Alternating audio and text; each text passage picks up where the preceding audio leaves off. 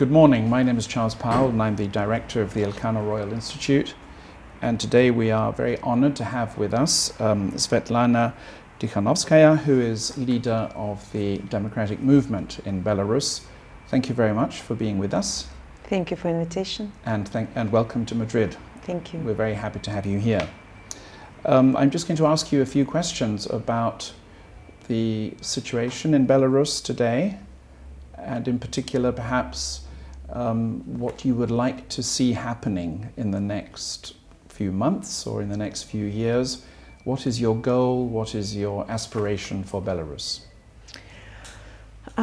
So first of all, I have to say that Belarus is not part of Russia as you got used to think. Belarus is separate, independent and sovereign country with our own identity, with our own nationality.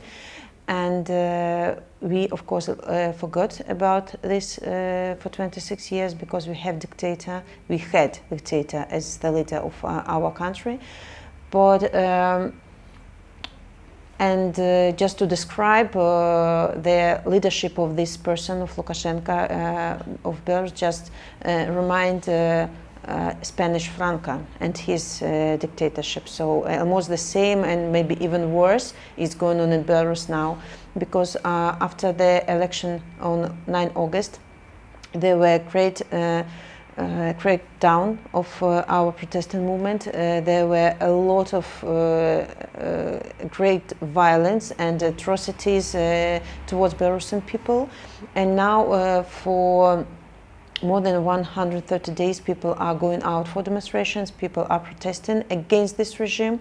They are fighting for their rights to stand, to speak, to choose. And what Belarusian people want is new elections. We want to start dialogue with our authorities and bring country to new fair and transparent election. So our regime is escalating the violence. People are being jailed almost every day. People are frightened. They don't feel safe at the streets. They don't feel safe in their homes. Just you can go to the shop and being jailed. Mm-hmm. Just for nothing, because they suspect it as if you are just doing something wrong and saying something. If you put your flag to the window, the people like Amon and Gubopik, this is like riot police, can come to your apartment and get you jailed because you put this flag on your window. So the situation is horrible and it's worsening, I mean, from the side of violent regime. But I have to say that this this year is different, because Belarusian people will not be able to come back to that state of slaves we have been living for 26 years. And this point of non-return has already passed, and Belarusian people will continue fight against this regime until our victory. And this is a very important moment in Belarusian history, and we need pressure on this regime inside the country and outside the country. I understand your own husband is in jail. How do you manage that situation? You haven't seen him for a long time. You have only contact through your lawyer or through his lawyer, is that correct? Yes, I can communicate with my husband only through the lawyer. I haven't seen him for 7 months already, and my children haven't seen their father for such a long period. And lately my small daughter asked, Mom, are you sure our dad is still alive? Wow. And such moments, they give you strength. Mm-hmm.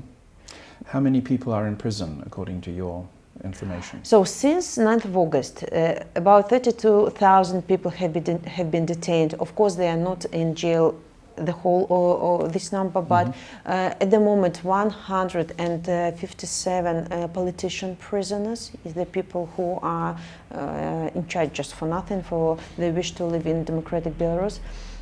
About 1,000 criminal cases have been started to people The same. I have 2 criminal cases on Only yesterday. No? Only yesterday. The second one was yesterday, and just what is significant, this case was for organizing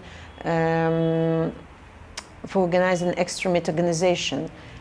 They mean coordination council that was organized for having dialogue with authorities. Mm-hmm. So we are constructive. I mean, as they call us opposition, we are looking for ways out of this political crisis. And from their side, they are destructive. They are doing everything to worsen the lives of people, to worsen the situation. They just want to, they are cleaning up to this power. They don't think about people. They think all about the chairs, Mm-hmm.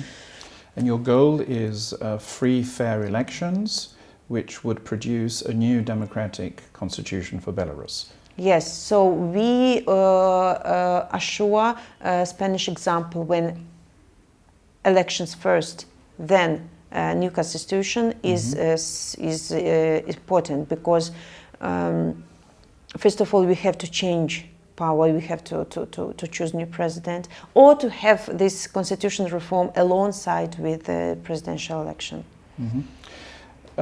You've mentioned the Spanish transition on several occasions, and of course Spain was very fortunate because it had the support from countries like France and Germany, which wanted to assist Spain in its road to democracy. Are you content? Are you satisfied with the support you are receiving from Europe?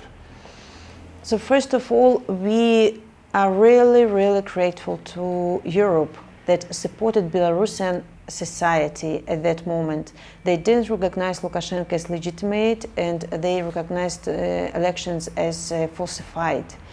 And thank you to European countries that they accepted me as a person who is speaking on behalf of Belarusian people. So we know the results of Belarusian election, and people know that they have chosen me as the president, but so as all the proofs have been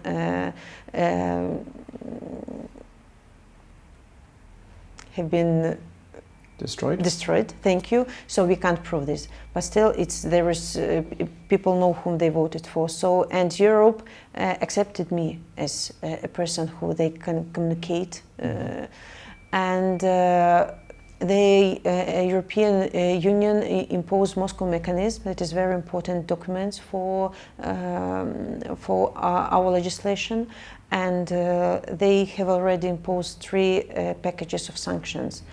But as a matter of fact, we are sure that European countries, as great power, can do much more in our case, because our authorities they're escalating the violence, and so as European Union is standing for human rights, standing for a democratic way of countries, so they can do much more. They have to cut financing to this regime.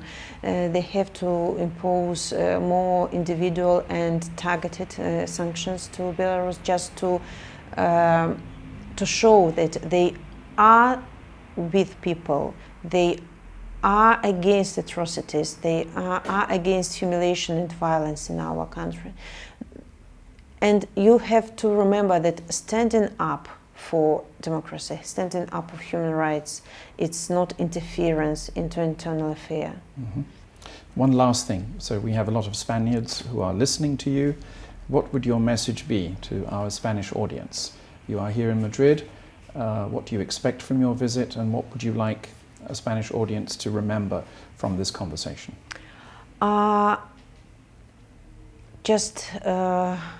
Spanish people first of all have to be more vocal about Belarus, because just read about us in mass media, and you will understand what we are fighting for. We are peaceful people who are fighting for the rights to choose their future by themselves. You are happy people that you are living in democracy, And maybe a lot of you haven't experienced this dictatorship that you had in your past as well. But look at us, we are paying a very high price now at the moment for our rights, for our right to choose our future of our country by ourselves. So I just want to ask individually, everybody, find the information about Belarus, find the information about politician prisoners in Belarus, and write letters there. Speak about us. Put Belarus question on the agenda in all your conversations, and know that we feel your support. Any kind of help, any kind of showing solidarity is extremely important in our fight. So as people are getting tired, people are frightened, and we need these small signs of solidarity from all over the world, because we are continuing to fight, and I don't think that this world need one more just continuing this dictatorship in the center of Europe. We want to be a democratic country, the same as Spain. So please stay with us and support us. Thank you. Well, thank you very much for that wonderful message. Thank you for being with us today, and we wish you all the very best from the bottom of our heart. Thank you. Thank you.